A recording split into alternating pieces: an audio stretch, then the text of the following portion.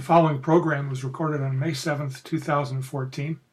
The event is a special guest speaker telephone conference between guest speakers Justin Meise, a principal partner in a communication and marketing firm based in White Plains, New York, Ed Offley, an experienced journalist and book author, and students in COMG 503 Media Relations, which is one of the required courses in Marist College's Masters in Communication program.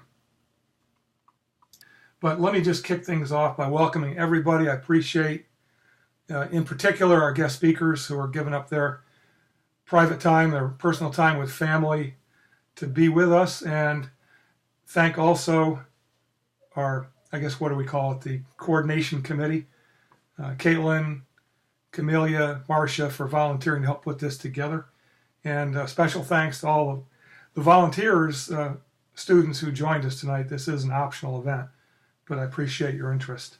And I think you'll find that this is one of the more valuable parts of the course. I like to tell this story. I spent quite a few years as a PR practitioner, but kind of retired from that, went into teaching. And when we have people like Justin and Ed in the classroom, students say, gee, we get to hear from a real PR expert or a real journalist. So you guys are real, you're current, and we're looking forward to hearing from you. But thanks, students, for joining us. I want to let everybody know that I'm recording. I want to turn this into a podcast, share it with you and others that might have missed this later. We'll put it out, Ed and Justin, on our social media outlets at Marist for other students and Marist community members that want to listen to it. So with that, I'll let Cam and Caitlin introduce our guests. Who wants to go first? And that's Caitlin. Go ahead. Thank you, Dr. Van Dyke. It's my pleasure to introduce to you Justin Meise. Justin is a principal at River Communications, which is a firm that is based in White Plains. Justin actually is a Marist alum. He graduated with a BA in English Lit from Marist, and then got his MA in Liberal Studies from Fordham. He says that he fell into communications. He actually began his career as an English teacher and was working on an educational software package when realized that, it might be beneficial to be making a little bit more than you need to get the rent. So one of his friends asked if he helped with his PR firm, and the rest is history. He currently works mostly in the financial sector, and he says that while it may not be the sexiest sector to promote, there are distinct advantages to working in a technical field. Your fundamental skills of communication will stay the same no matter what industry, but some technical fields tend to be a little bit more lucrative. You become quickly skilled when you have to learn a hard industry, and there's lots of opportunities for growth and development. On a personal note, Justin's hobby is flying. He's been involved in the Civil Air Patrol and some pilots associations in New York. He enjoys speaking, so he tries to get into classrooms, workshops, conferences. And he says that you need to be careful what you say, especially in the digital age, as it will come back to haunt you, as Dr. Van Dyke likes to roll out a ghost story that Justin admitted to seeing a ghost as a freshman in college, and it comes back each and every time he does a speaking event. And with that, I'd like to turn it over to Kim. So I had the pleasure of speaking with Mr. Ed Offley, and I'm delighted to have the opportunity in introducing him to our class today. Mr. Offley comes to us with a wide array of knowledge in writing and journalism. Mr. Offley's latest published book today is titled The Burning Shore, How Hitler's U-Boats Brought World War II to America. In a recent review of his book, it highlighted what happened during the desperate months, largely through the stories of two men, the commander of German U-boats that made 4 voyages to raid U.S. waters, and the pilot of the U.S. Army Air Force bomber that eventually sank the former's vessel. It is clear to me that Mr. Offley's military background and phenomenal military journalism is one to be reckoned with. Mr. Offley has some interesting viewpoints that I feel are valuable as we pursue our careers after graduation. When asked, how do you feel about citizen journalism and the impact of blogs and social media, he replied, it's only as good as its own knowledge. He also advised that when it comes to social media, times have truly changed. One interesting point that relates to our professor is that Mr. Offley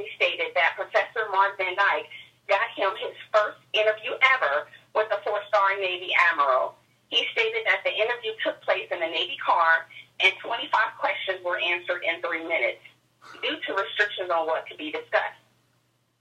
Mr. Offley's pointers to our class were the old Hemingway cliche: find out what you're interested in and stick to that. He also stated to find your own subject area and be sure you have placed value and effort on your own self-education. Without further ado, I would like to introduce Mr. Ed Offley to our class. Well, thank you both, Caitlin and Cam, and let me just turn the floor over to our guests. I guess we'll reverse the order and start with Ed. If you have any brief remarks or comments you want to open with, now's a good time to share those, and then Justin, if you could follow Ed. This is Ed. I hope the line is not dead. No, we can hear you. I'm still here. I'm still here. No, I'm still here. We can hear you. So go ahead, Ed. If you just any short remarks you want to make, and then after that, Justin. I just want to say it's a real pleasure. This is the kind of maybe new old media or old new media that I'm still learning how to participate in. I'm very glad to have a chance to interact with so many fine people, and I'm hoping we have a very positive discussion tonight. I grew up in the era where you sat in a classroom and a teacher pointed at you and talked for 60 minutes, and you went to the next one. So this is kind of fun.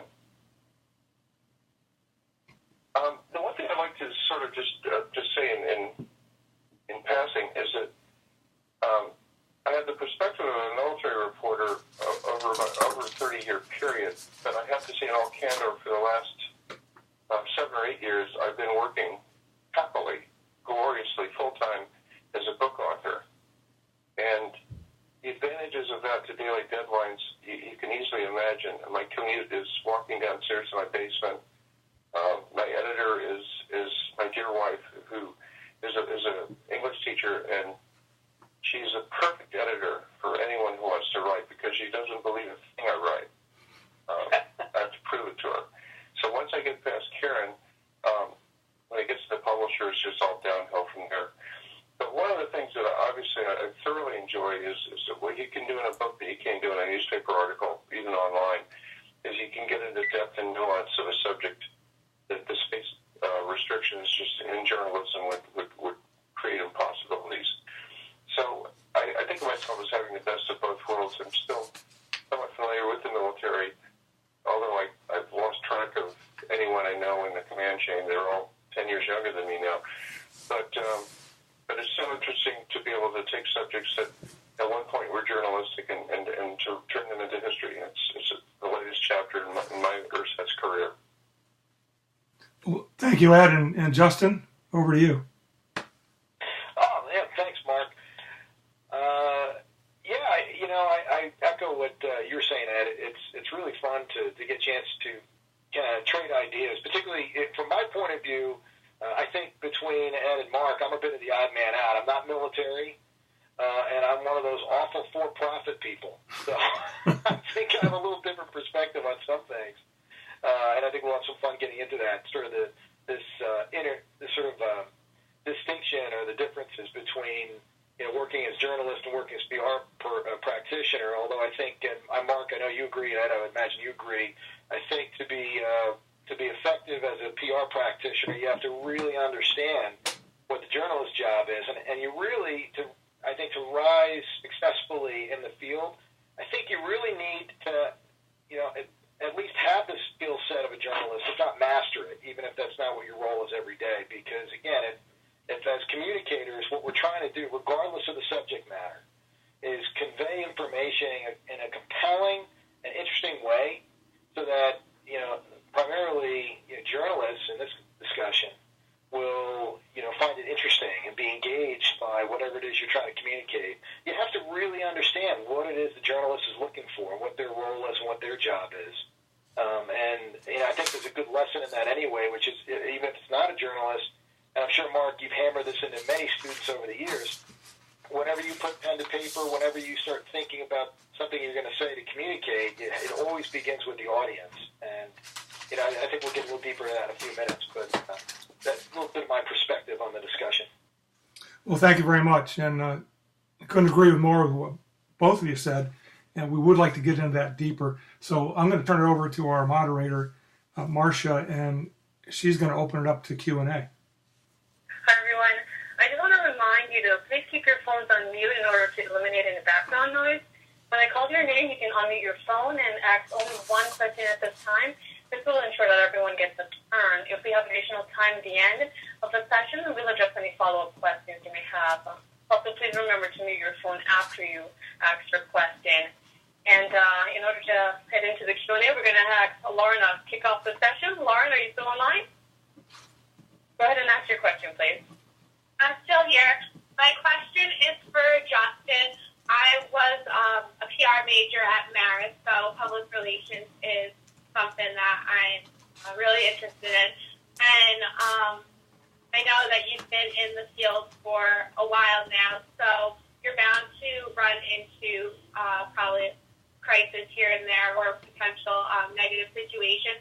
Can you just talk a little bit about how you would go about dealing with a potential negative situation from start to finish? Like, what's your typical game plan?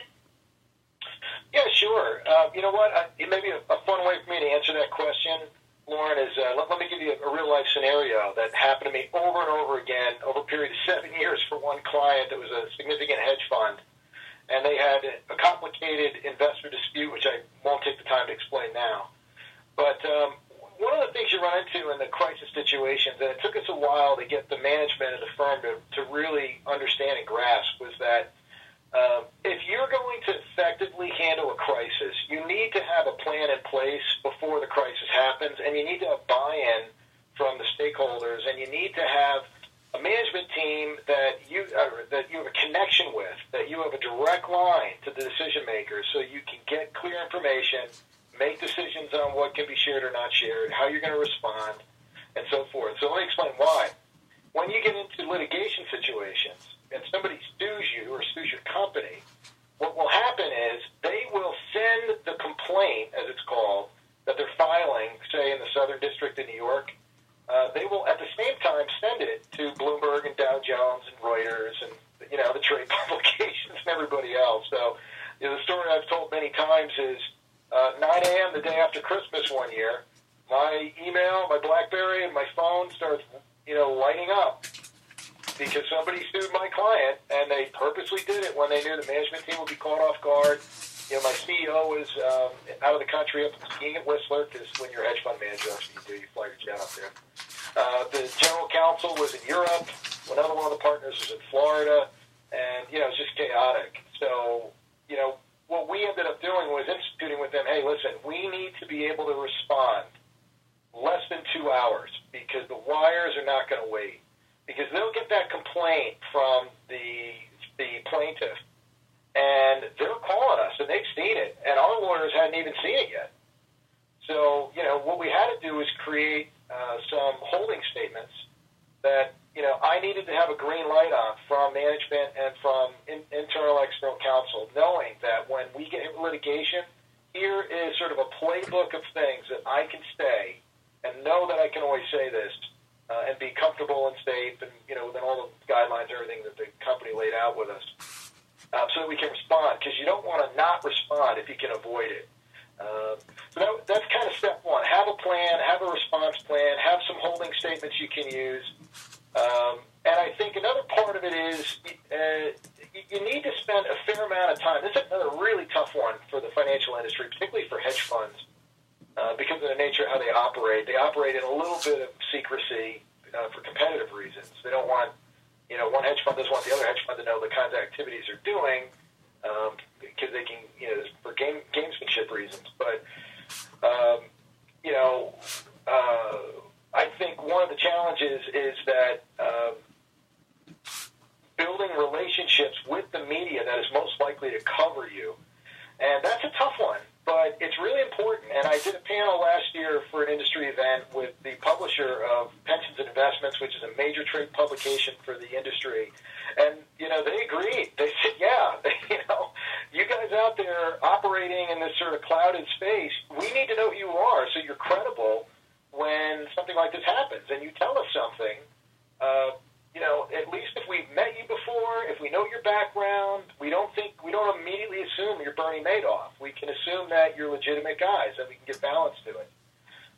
So long long answer. I mean, that's a topic I could spend an hour on. Why don't I cut it there unless there's any follow-up questions?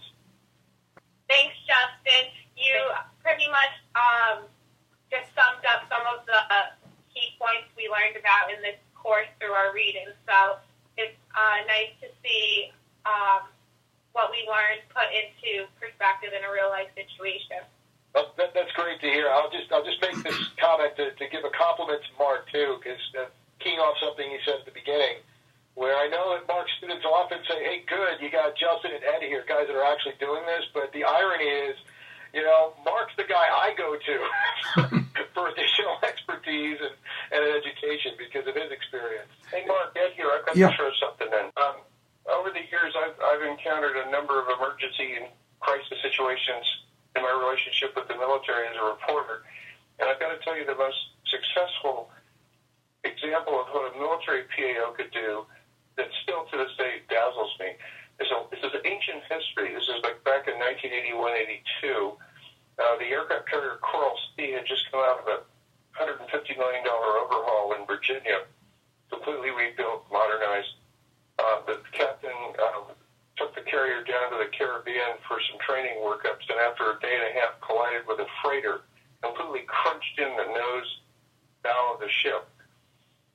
This guy I knew, who was a lieutenant commander, who was a spokesman for the Naval Air Forces in the Atlantic, heard about it on the message traffic. He immediately called up the carrier, ordered the carrier to launch a helicopter with a videographer on board. Actually, it may have been 16mm film for all you know.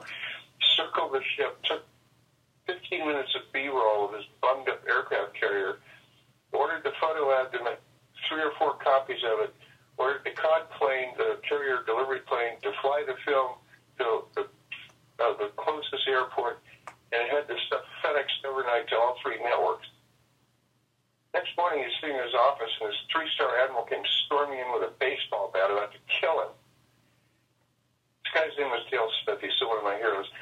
And he said, sir, you may take my head off that baseball bat, but on one condition. If this story is still in the news 24 hours from now, you may have my head. By preempting the speculation, the rumor mongering, the what-ifing, he lanced the boil overnight. They showed 5 seconds on each network, and that was it. You never run away from a crisis. Well, and I think it gets back to what Justin said, Ed. You have to know the role of the reporter. You have to know what the reporter is going to need. So Dale Smith knew what the reporters would need. He obtained that information, access to it, and provided it, which diffused the crisis. So it gets back to knowing each other's role and being prepared. So thanks for those. Mark? If I could add one quick comment onto that, too. It's a great story, Ed. There's another quick lesson for the students in there as well, which is there are going to be plenty of crises. That you're not going to be able to, spin in any kind of way that's positive.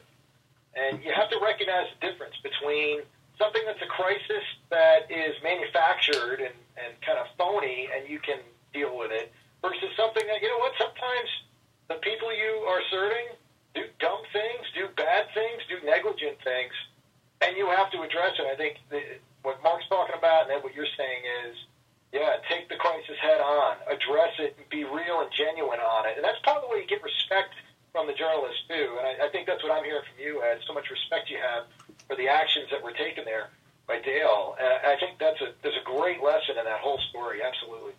Follow up on that, about 15 years later, we had a terrific tragedy out in the West Coast. I was working in Seattle. They had 2 A-6E intruders. This is the primary bomber on the aircraft carrier. And they were based up at a naval air station north of Seattle. And had lost 2 airplanes in a 10-day period. And the first time, it was just a 6-inch story in the news. But when the second plane went down, as I told my editor, that's when the radio talk show hosts all freaked out. And I had only fragmentary information, but I called this guy I knew at the Naval Air Station, the operations officer, and I said, what can you tell me about this latest crash? He says, nothing. We're in total lockdown. Come back on Monday. This is like Friday. And I said, sorry, I can't come back 3 days from now. I've got to do something today. And he says, I'm sorry, I can't help you. And this is back in the good old days. My company actually paid for a helicopter. And chartered a helicopter, and they flew a photographer and me to and we found the crash site down in the mountains south of Chehalis, Washington. So we had our daily story.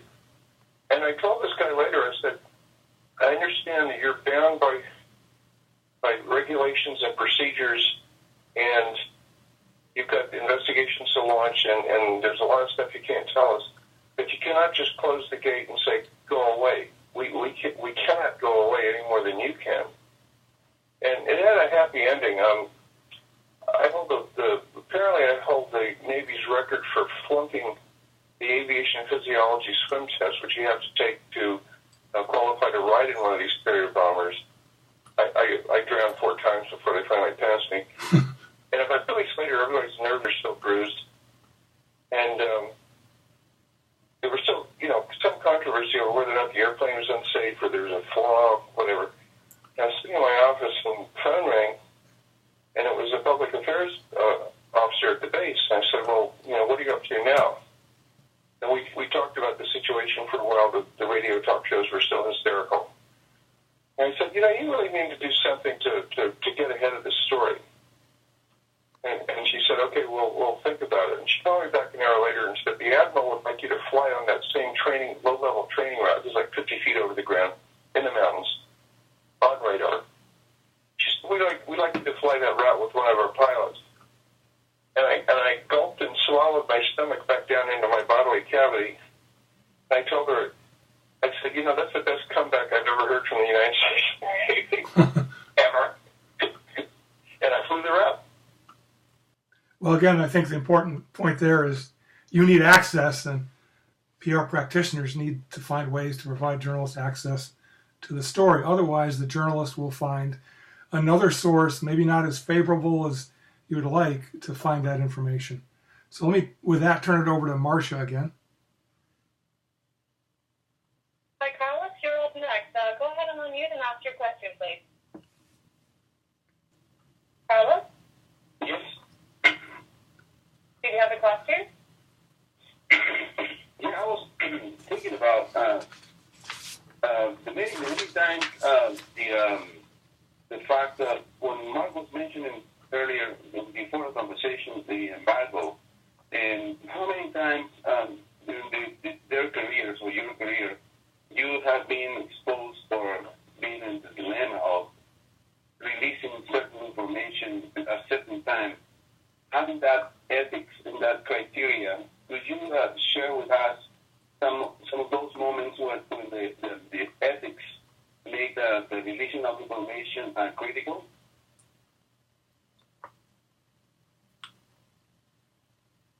Ed, I'll take that one first if you like. I wasn't garbled, but I'm not exactly sure what he asked. Did you ask something crazy? You're just asking about if we have encountered situations in our careers where when information is embargoed or it can't be shared, or the plan is not to share it. I'm kind of paraphrasing a bit, Carlos, but if it's not going to be shared with all audiences equally at the same time, it's a sort of an ethical and moral dilemma there. Have we confronted it? I would. So I'll jump in at first and then start us off. I would say, there's a couple scenarios that are common for me, but back to Caitlin's introduction of where I work. I'm in a highly regulated industry, so financial information has to be distributed to all audiences basically simultaneously, and that in itself is kind of a fascinating discussion about whether or not you actually can achieve that. So we don't typically get in the kinds of situations that I think Mark and Ed have gotten into. What we do run into, though, is, on things where we're launching something, and this is more on what I would call product PR, where a client is launching a product or a service, or you're launching a new company, business, brand, anything like that. Or there might be release of some research or data that you have, and it doesn't carry with it the implications of, Ed's example of, a Navy plane going down.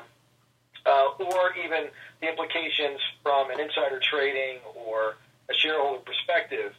But what we're trying to do is maximize coverage. We want things that, we always have to play this game. We just did it with a big launch of a study that we worked on for Russell Indexes about a type of investment strategy that's referred to as smart beta. I won't bore everybody with all that is, but in any case, we have this choice of, well, do we go to one reporter and try to get an exclusive, or do we distribute it at the same time to a lot of people? And we kind of did a hybrid of that. We went to a few top-tier reporters we thought might be interested. Again, in terms of respecting them and the relationship, we went in sequence. We told each what we were doing and what the timing was, gave it to them on a Friday to see, just to give them first shot, because this was top tier. We were trying to see if we can get one big feature out of Financial Times or Wall Street Journal.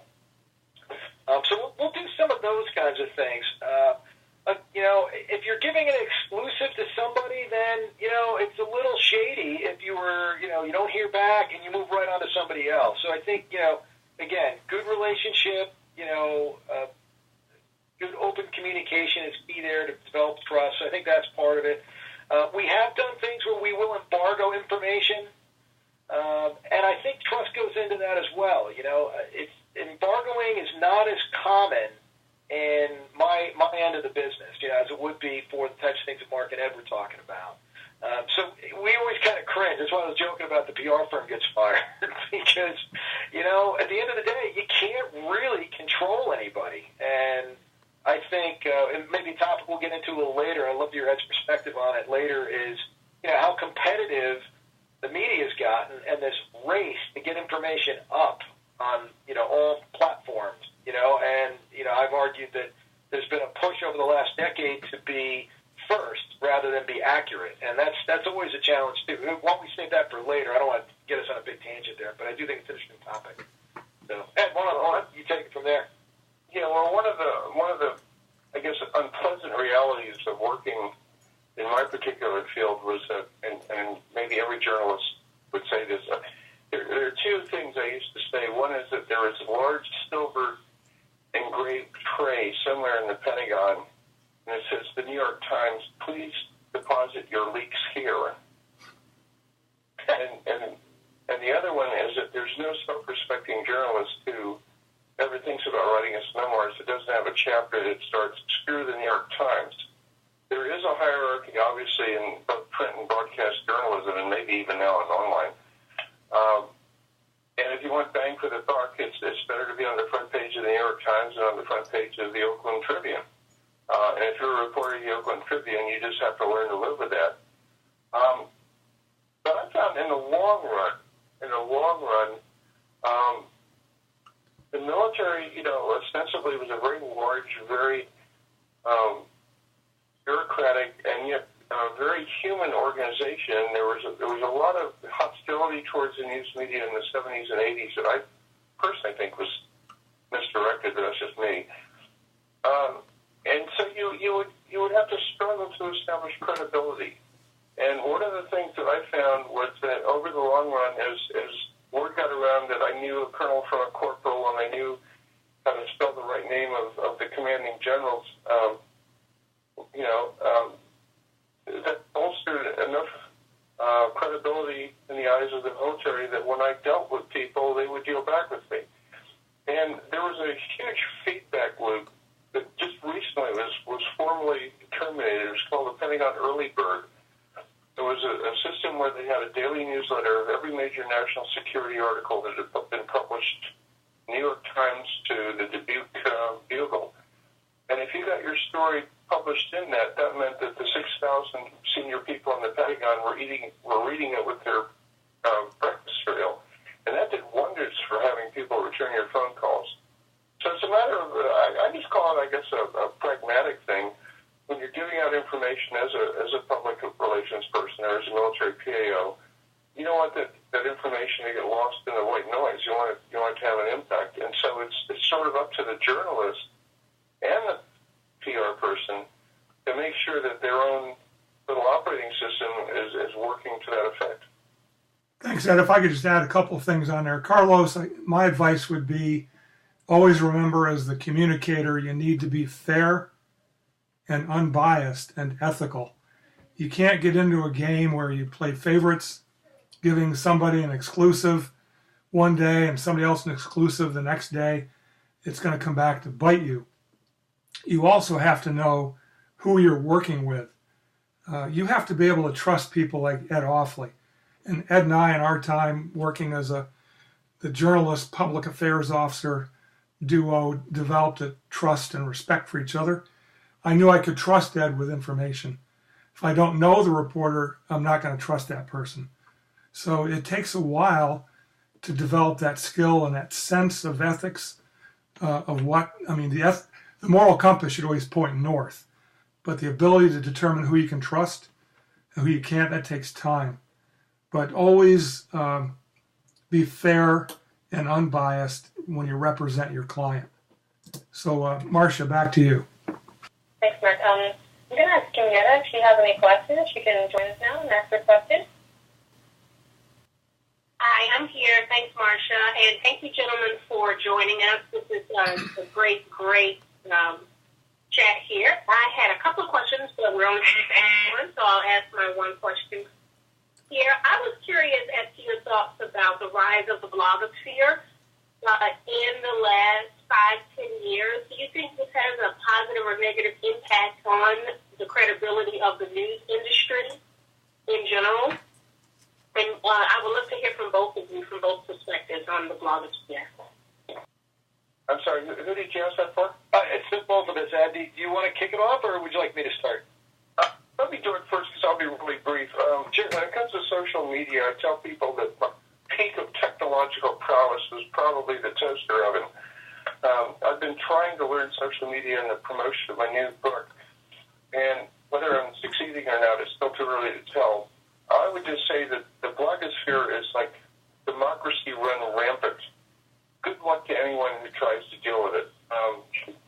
Things get out, they get out fast, but boy, there's a lot of hinky stuff that gets out. So I have nothing to offer except be very careful. Well, and when I heard you asking the question, I was wondering, Mark, if this was a plan, because Mark and I have argued about the blogosphere for 10 years. Yeah, when I first met Justin, I asked if he had a Facebook, business page and blogs, and he said, no, we don't get into that stuff. The financial industry, they're too nervous about it. Well, within a couple of years, Ed comes into my classes and he's teaching us about how to blog and do Facebook pages, etc. So it's a learning curve. Yeah. Well, I mean, financial industry is coming along with it. It's still very conservative, again, because it's highly regulated. So there's kind of three elements to this question, really. So one, just taking it head on, blogosphere in general. As a guy that runs a PR agency, I mean, you can't ignore that, hey, this is great fodder for making money, because we write blogs for multiple clients, all kinds of different information. Usually it's sort of like consumer education, personal financial management education, things like that is mostly what we write. But I guess you can hear I'm conflicted on it, because I personally cannot stand social media, and I'm right there with you with the quality of the content that's out there, and it just infuriates me when, like, CNN will put on an expert talking head, and their designation will be blogger, as if that qualifies them to be anything, in my opinion, because they're not working with a major organization. And even though I'm happy to pick on the New York Times as my colleagues are, but at least with the New York Times or Wall Street Journal or another established publication, you can have some comfort that they're following some level of journalistic standards and integrity. And that just doesn't happen in the blogosphere. So as a consumer of the blogosphere, I think it's a complete farce and a joke. However, not all of it is. You have to be selective. I think that's one of your points, Ed. And so, that's what I'm kind of conflicted on. I think the quality of content you have to be very suspicious of. So certainly Ed and I agree on that. But you can't deny it. It's an irresistible force that is plowing forward. I mean, so much of what we have to measure now includes page views and eyeballs on websites, eyeballs on blogs, and all other kinds of things. How many tweets and so forth did came out of a news event, and how many people retweeted and all that kind of stuff. I know that gets into the whole measurement question, but the blogosphere, and if we throw social media just broadly into the blogosphere, I think as PR practitioners, especially just inferring what I think, what generation I think most of the students on the call are, if not all, this is the future for you guys. So, yeah, I don't think, I think it behooves all of you to really master all the nuances of how the blogosphere works, how social media works, what the interplay is, and those kinds of things. Well, and Ed, I know you're familiar with editorial meetings for a newspaper. It used to be years ago, you'd sit down with all the editors and senior journalists and you'd decide what was going to run on the front page and elsewhere. The media would set the agenda. Now, I know from hearing about the editorial meetings, one of the first questions the editor is going to ask is what's trending on social media. And that's going to lead the news. So PR people, you have to get inside the decision cycles and know what the media are following, which means you got to follow the social media. And I'll put one out there for you. I read a lot of newspapers and websites, and I just came across something today that I think is going to trend big, and it's the Italian version of The Voice. There's this fantastic singer who got 4 chairs to turn around, and she's a singing nun. Sister Christina.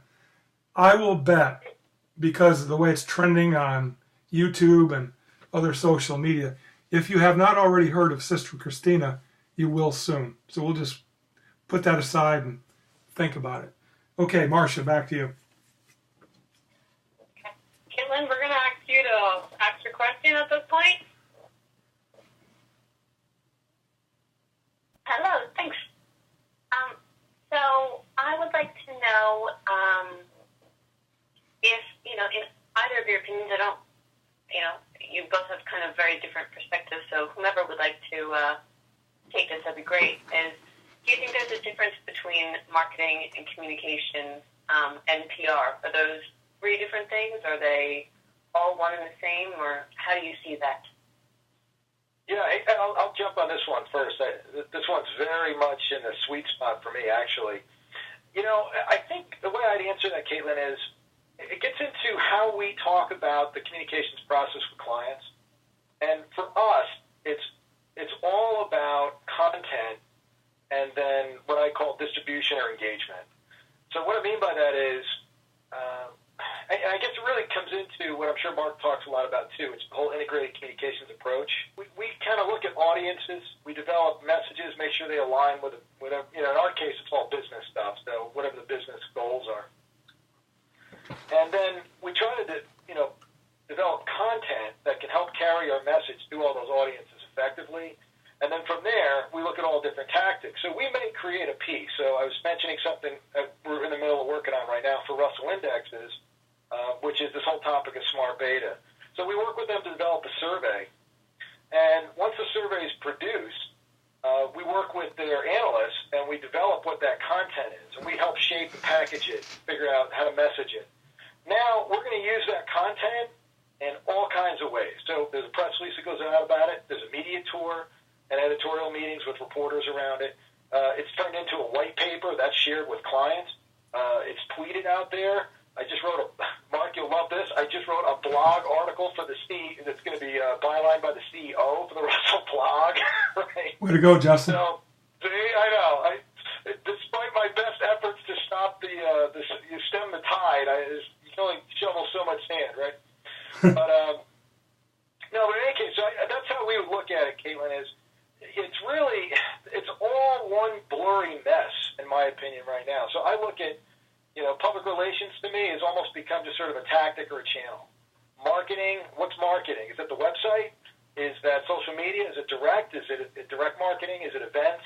Is it apps? All those things. And we play in all those spaces. So from our point of view, it starts with the message. It's your audience message. content, and then it's packaging the content and adapting it for all the different formats, how you might use it to carry that message. So that's kind of sort of in a nutshell how we view the world. Christina, I'd like to throw in one thing. What I know of public relations, marketing, and communications as opposed to journalism is that, A, all the bright students apparently are going into marketing, communications, and public relations, and B, that's where the money is. And, oh, by the way, Mark, Sister Christina was on page 1 of the New York Times this morning, so they're fast too. See, what the New York Times is following what's trending. I'm looking at the picture of her belting out the song. Okay. Marcia. Yes, I'm here. Camelia, you can go ahead and ask your question now. Hi, Marcia. This is Kim Yetta. Camelia just texted me. She had something urgent to come up, and she had to step off the call. Okay. Okay, no problem. That's fine. Actually, I can go ahead and ask my question. Yeah, go ahead, Marcia. My question is for Justine. I just want to know, how do you benchmark the success for your public relations campaign for individual clients? Well, my common quip in answering that is we measure it by whether or not they want to keep paying us. And, I'm kind of kidding, but mostly I'm not. That's what it comes down to. The question, I'll take it in two sides. Let me finish answering kind of the business side of this, but then I'll get into the academic side, which I think is, probably most valuable. Maybe not. I have seen from an agency perspective work that was, average, not bad, but average. But an agency person sells that work in so well that the client can't believe how amazing it is. And a budget gets increased. That is a huge win as an agency, somebody running a business. But getting to the kind of the meat of the question from an academic standpoint, we've really seen measurement evolve a lot too, and I was alluding to that in my social media answer because, between things like Radiant Sticks and, Vision and some of these other, measurement tools that are out there that we use, it's pretty sophisticated, more so than, for most people on the call, you probably don't even think in these terms, but pre-internet days or even early internet days, all this measurement was done manually, literally taking the scissors and cutting articles out of the newspaper and making books of them every day. That was a big part of it. But, obviously the modern version, I'll give you two examples. The work that we've been doing for Citibank the last 2 years, we do in partnership with Fleischman Hillard. I'm sure most of you know who Fleischman Hillard is, one of the largest PR firms in the world.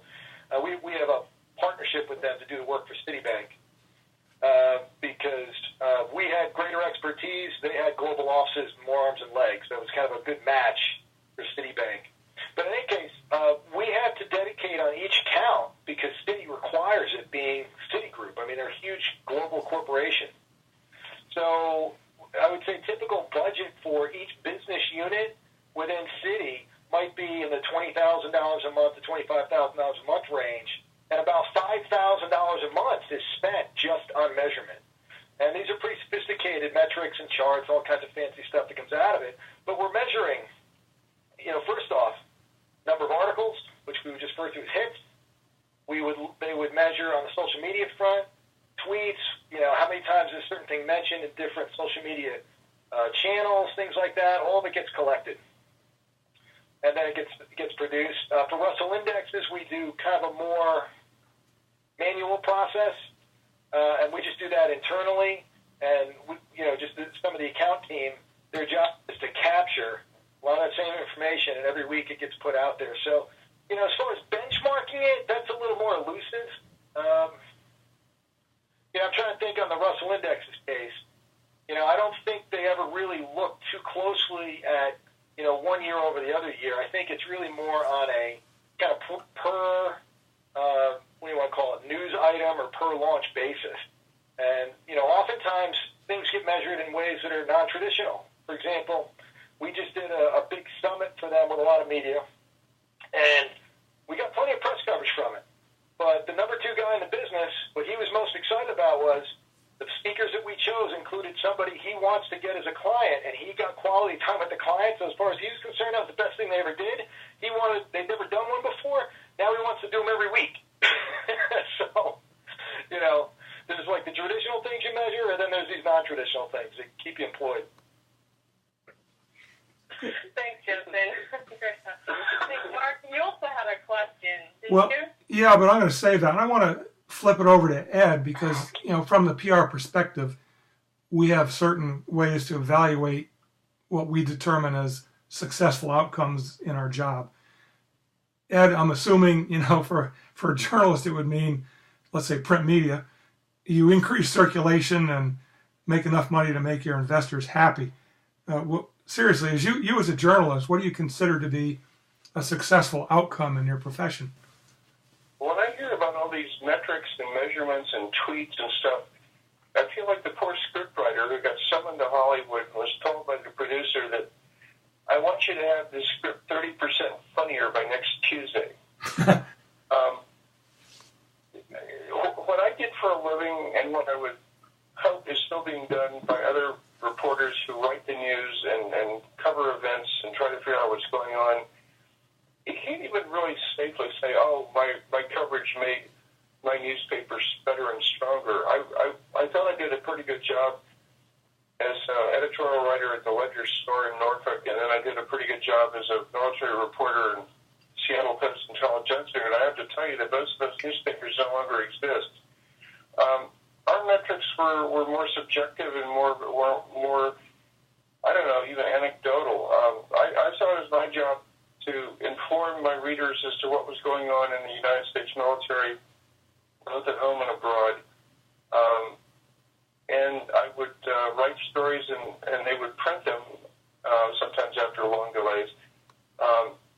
And I just had to sort of say, well, that's what I do, and I'm hoping that I'm doing a little bit to keep the gap between the military and the civilian sectors in society from getting wider.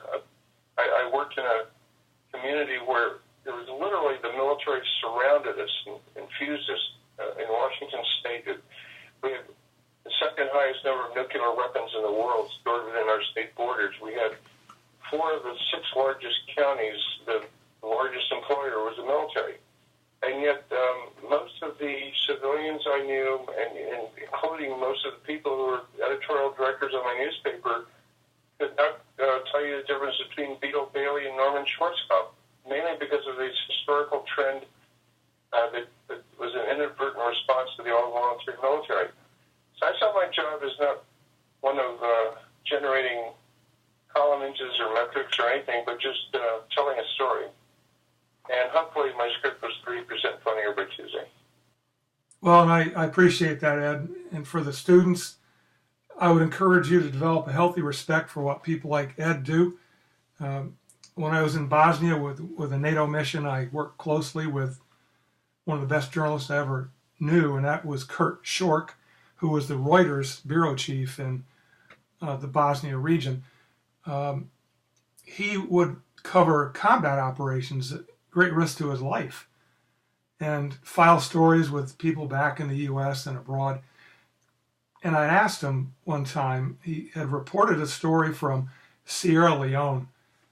And I asked him, if it doesn't run, if the editors don't choose to run your story, how would you feel about all the work that you put into it? He said, Mark, my job is to shine the light into the darkest places on earth that no one else can see except for those of us that cover the news and report it.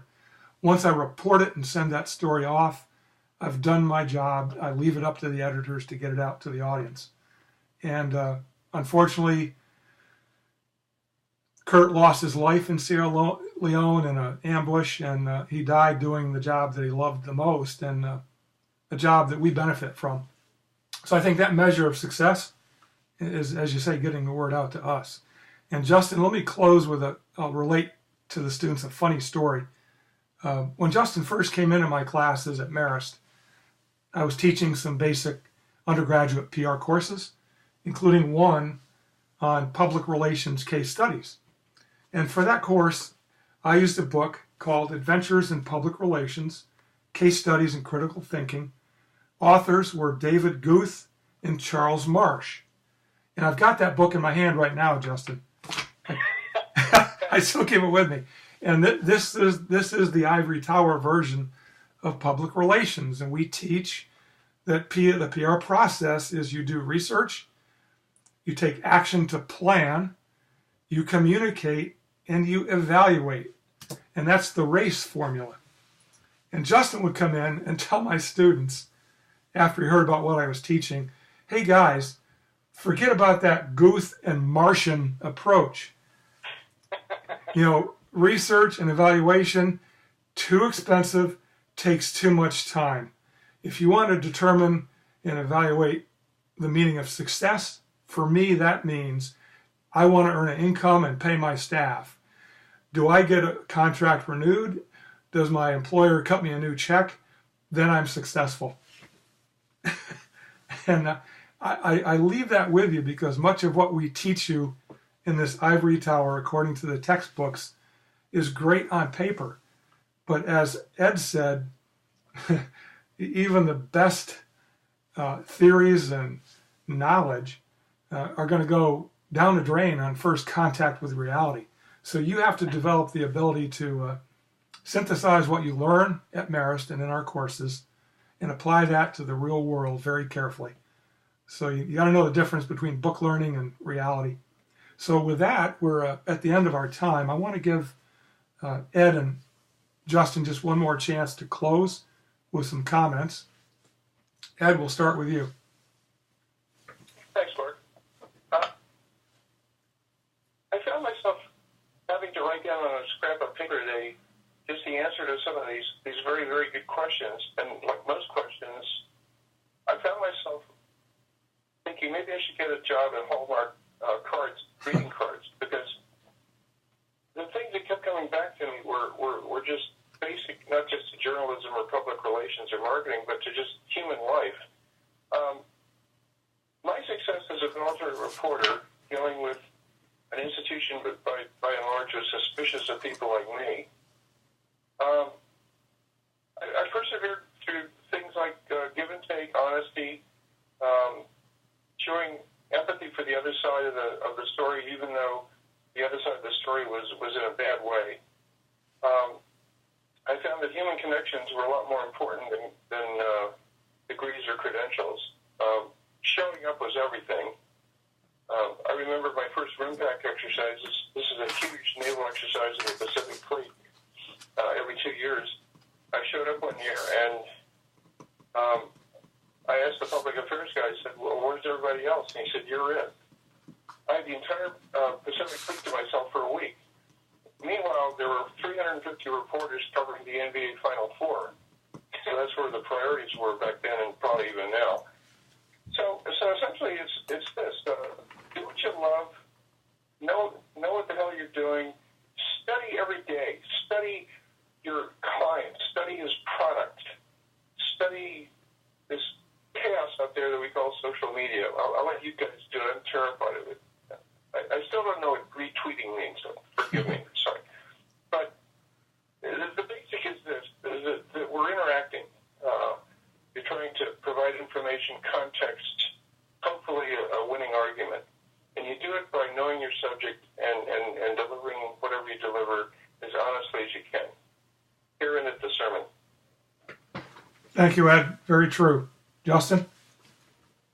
It's tough to follow, Ed. I agree with everything you said, and I won't repeat any of it.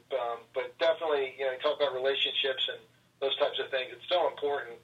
A little different flavor on one of your points. I'll just add is that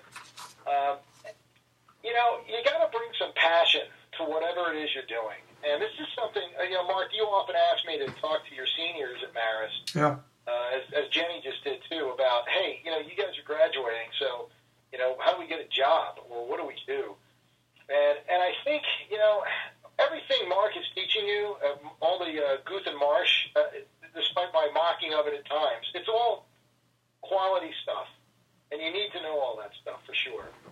But I think what an employer is looking for, what a client is looking for, what a journalist, if you're interacting, is looking for, they want to know that there's a real person there that you're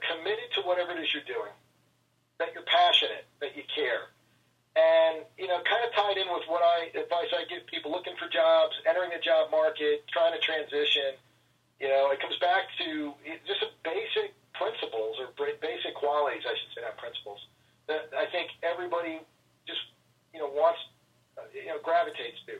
Be easy to work with. Be supportive of the people around you. Find reasons to be enthusiastic about them.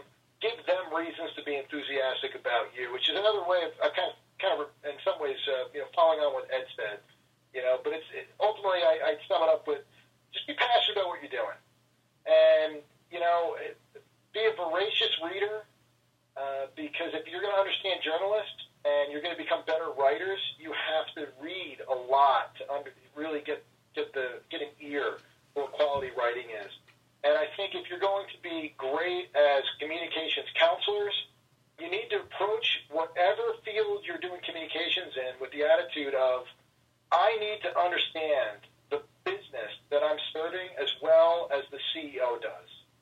Because some point, as you go up the ladder, you will need to write for the CEO, or you will need to advise the CEO or other members of the management team. And I think, in order to do that, you have to take a mindset of, I'm a communications practitioner, but I'm also an expert at the business, that I'm applying my communication skills. So I'll leave it there. Obviously, Mark knows I could go on for 2 hours, but I won't do that to everybody. Justin, just one more point. If you could add on to that, some very, very good advice that I still have committed to memory, and that's explain your philosophy about hungry, humble, and smart. Oh, sure. Yeah, I didn't know if you wanted me to turn it into that, Mark, but yeah, I always talk about it. This is what I explained to everyone is what I'm looking for when I'm hiring people, and I believe this is what clients that hire us are looking for. But hungry, humble, and smart. I think I'm just going to make a guess here that most people on the call, most of the students are, roughly in the millennial generation. And the knock on your generation, those of you that are, and even some of the Gen Yers and Gen Xers, is a knock of entitlement, and you're not willing to pay your dues, and you don't have the work ethic, and there's lots of other things we can apply there. So I think, the hungry, humble, and smart thing is, we want to know that people have ambition. And again, that's another way of talking about the passion I was just describing. So that's the hungry side. The humble side gets at that entitlement issue. It's a hard thing to accept when you are graduating from college and your professors have patted you on the back and you've gotten great grades, or even in your graduate program like you're in now, that you're getting great grades or whatever, and a lot of praise. But the thing is, you don't actually know anywhere near as much as people that have been doing the job for 10 or 20 years. And you don't know enough about the businesses either. In fact, what I was saying about writing for a CEO, it takes a long time to gain the experience to write for a management level person. So you need to approach it with an attitude of, you know what, I definitely can learn. And the more I learn, the more I understand I don't really understand, sort of that Socratic wisdom thing. So I think that's the humble part. And smart. I mean, hey, back, I think Ed and Mark have both said it. Read, study, be a student forever, whatever the industry is or the sectors are that you're working in. Because, every organization wants smart people who can think critically, be trusted to make sound decisions, and ultimately bring a lot of value, whether it's a for-profit enterprise like the industries I serve, or it serves a public policy or a public interest like the work primarily that Mark and Ed have done. Either way, just, that's what they're looking for. Well, thank you, Justin, and thank you, Ed. We're a little over time. I promised that we'd be out of here at 9, so let me just wrap things up. First of all, to Marcia, to Camelia, to Caitlin, thank you very much for the work that you put in voluntarily and so well to put this together and talk to our speakers and coordinate the agenda and pull off some fine introductions. Thank you to all of you who joined us tonight. I appreciate you spending the time to be with us, and I hope you found it worthwhile. And most of all, thanks, Ed and Justin. I think you've captured extremely well the essence of that unique relationship between journalists, the media, and communicators, public relations, marketing, social media advertising. It's a complicated relationship, but it's one that needs to work well so that our publics can be informed. And especially thank you for the words of wisdom for those who are about to graduate with their master's degrees, and many of whom will seek jobs or seek advancement. I think the principles that you gave us, the keys to success, we should write down and have them on a pocket card. So again, thank you to everyone. Ed and Justin, I'll follow up with a message and maybe a phone call tomorrow. And again, very thankful for what you've brought to our class tonight. Thanks to everyone. You're quite welcome, Bart. Great. Thanks, everybody. My pleasure. Enjoy doing this with everybody. Okay, good night, everybody.